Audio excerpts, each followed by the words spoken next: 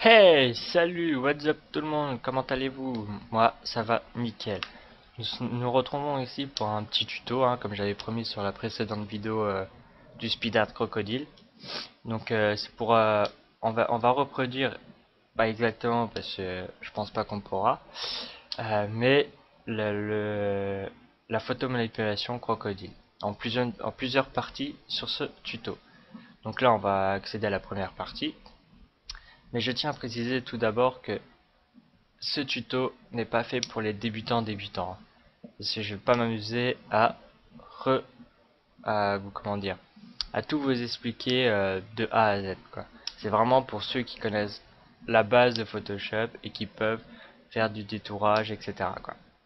Donc aujourd'hui, ce que nous allons faire, c'est que du détourage, les techniques de détourage. Je vais vous présenter les différents types de manipulation de détourage, les techniques, les outils, quoi.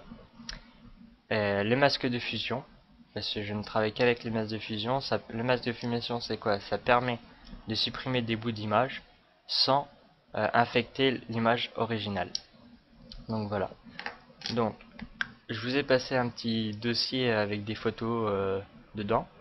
Aujourd'hui, nous allons travailler sur la tête du croco et sur le pont, afin de les placer, de mettre les textures, etc.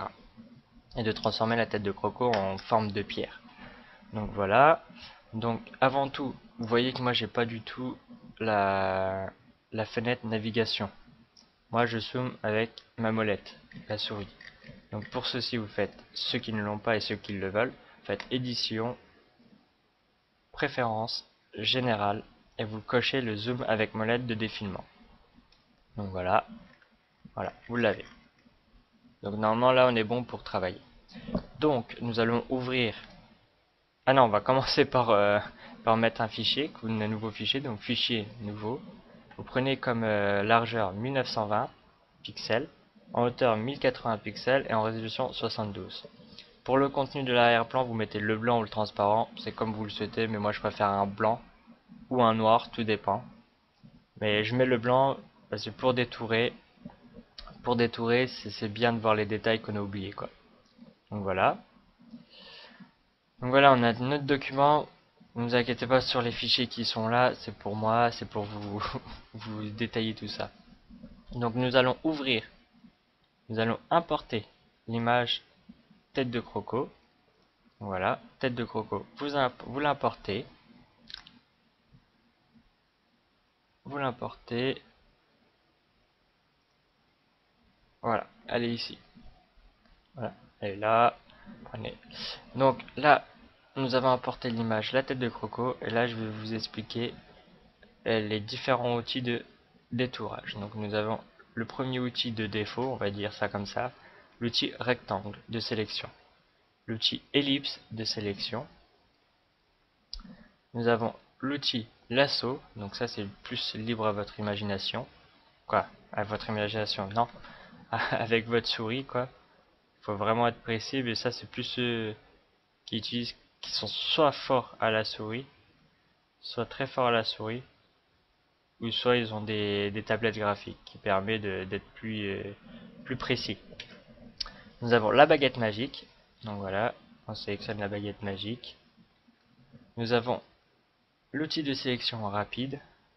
Vous voyez, pour prendre juste la tête du crocodile par exemple. Hop. C'est moins précis, ça je vous l'accorde. Nous avons la plume. La plume, c'est ce que j'utilise le plus souvent pour détourer. C'est bien précis, on peut faire des belles courbes, comme là. Hop, des belles courbes, etc. Mais je vais vous expliquer sur la plume. C'est le plus difficile, on va dire ça comme ça. Voilà, j'ai fait une courbe avec la plume. Et après, vous avez 3 points. Donc le point là, le point du milieu et le point de l'autre bout. Donc là, si je clique autre part, il va me faire une autre courbe à partir du point là. Donc hop, voilà, il a une autre courbe, une autre courbe, une autre courbe. Mais si vous voulez pas faire une courbe, si vous voulez pas faire de courbe après le point là, vous faites Alt et vous cliquez sur le point du milieu. Et là, clic gauche. Et là, vous avez plus la première branche ici. Donc et là, vous pouvez repartir sur ce que vous voulez, droit, avec une petite courbe, etc. Donc voilà pour l'outil plume. Et nous allons travailler avec l'outil plume et le masque de fusion. Donc comme je vous ai expliqué, le masque de fusion, ça permet de supprimer des bouts d'image sans affecter l'image originale. Donc nous allons en mettre une. Hop. Nous allons en mettre, je vais faire ça plutôt. Hop, voilà. Donc voilà, nous avons masque de fusion, vous cliquez sur l'icône ajouter un masque de fusion. Donc la troisième icône à partir en partant de la gauche. Voilà, vous avez une petite image blanche qui est à côté avec une espèce de trombone de votre tête de crocodile. Donc nous allons prendre l'outil plume. Nous allons détourer l'image. Moi je le fais en plusieurs clics parce que j'ai l'habitude. Et vous prenez bien votre temps. Prenez bien votre temps, faites des belles courbes si vous voulez être vraiment précis. Voilà. Avec le Alt, quand vous voulez revenir sur une courbe, etc. Faites un petit Alt, clic gauche. Voilà. Alt, etc. etc. Donc je vous laisse faire ça. Faites la tête du croco, donc les dents, vraiment tout le contour de la gueule du croco. Après vous revenez là, donc comme je vous ai expliqué, hop, là on dit que vous avez fait la tête du croco. Vous revenez sur le point primaire. Quand vous avez fait le point primaire, vous faites au-dessus, vous avez sélection, créer une sélection, vous cliquez dessus, faites 0 pixel, et voilà, vous avez la sélection. Ou soit, vous avez l'outil, l'onglet tracé, vous faites clic droit, définir une sélection, 0 pixel, ok. Ou soit, vous allez toujours dans l'onglet tracé, et vous avez la petite icône, si elle veut bien me mettre le nom, normalement c'est définir une sélection, mais il veut pas la mettre, voilà, récupérer le tracé comme sélection. Donc c'est la troisième icône en partant de la gauche, et vous cliquez, et ça fait la sélection. Donc, là nous avons la sélection, nous avons notre comment ça s'appelle, notre masque de fusion. Donc nous on veut supprimer que la partie extérieure, nous on veut garder la tête. Donc pour ceci, nous allons faire un M, vous appuyez sur la touche M qui va revenir sur l'outil de sélection normal par défaut, rectangle. Vous faites un clic droit sur votre document, faites intervertir et vous voyez que là il a sélectionné tout l'extérieur. Et là maintenant nous allons cliquer sur la vignette du masque de fusion. Nous allons mettre du noir en arrière-plan et vous appuyez sur la touche supprimer de votre clavier. Attention, il a fait quelque chose de pas bien là. Est-ce qu'il y arrive? Ah. Ah là là là là là, les défauts les aléas du direct. Donc, voilà. Sauf que là, je vais recommencer la sélection. Ah, petite erreur de ma part, je sais pas pourquoi ça lui a fait ça, mais ça a fait ça. Donc on prend l'image, la tête du croco. Voilà. Je fais grossièrement, mais vous prenez bien votre temps à détourer la tête du croco. Donc voilà, donc sélection, ok. Donc voilà, nous avons l'image, donc M, clic droit, intervertir, mettre le noir en arrière-plan et faire la touche supprimer. Et voilà, ça a supprimé notre tête de crocodile. Ou soit si vous avez oublié d'abord de mettre votre arrière-plan et que vous avez fait votre masque de fusion et vous avez oublié de mettre le masque de fusion, vous pouvez faire la sélection. Donc comme là moi j'ai fait la sélection, vous cliquez quand même sur les vignettes. Et là ça fait ça. Vous ne paniquez pas dans le sens où vous cliquez sur le masque de fusion et vous faites un CTRL-I. Intervertir la sélection, je crois que c'est ça, intervertir la sélection, intervertir les couleurs. Bref, c'est CTRL-I.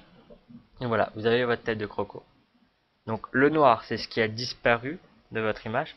Et le blanc, c'est ce que vous gardez dans le masque de fusion. Et le masque de fusion, vous voyez que si je fais clic droit, désactiver le masque de fusion, hop, il y a l'image originale qui est là. Vous n'avez pas supprimé l'original.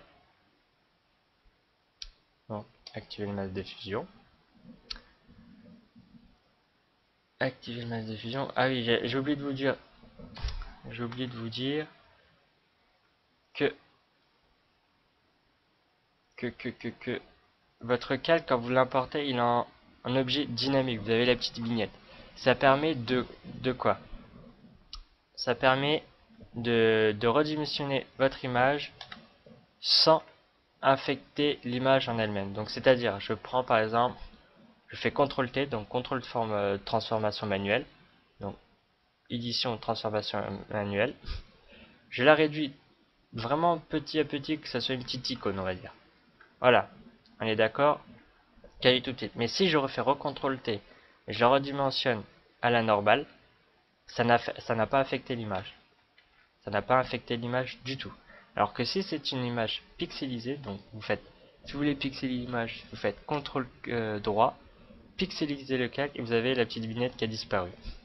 Donc là, on va refaire le test. On fait CTRL T, on la remet en petite icône, on fait CTRL T, on la ragrandit. Et vous voyez que là, l'image n'est plus du tout la même. Donc gardez bien l'esprit d'avoir l'image en objet dynamique. Donc on reprend la sélection comme je vous ai dit, mais faites-le, on se retrouvera après, faites correctement la tête du croco avec les techniques que je vous ai passées. Normalement, vous aurez pu faire la tête de croco très simplement et très facilement. A tout de suite.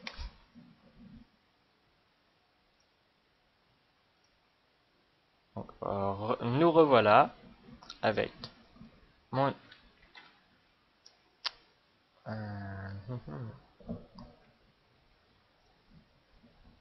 hop, hop, voilà. Voilà, nous avons notre image avec le croco.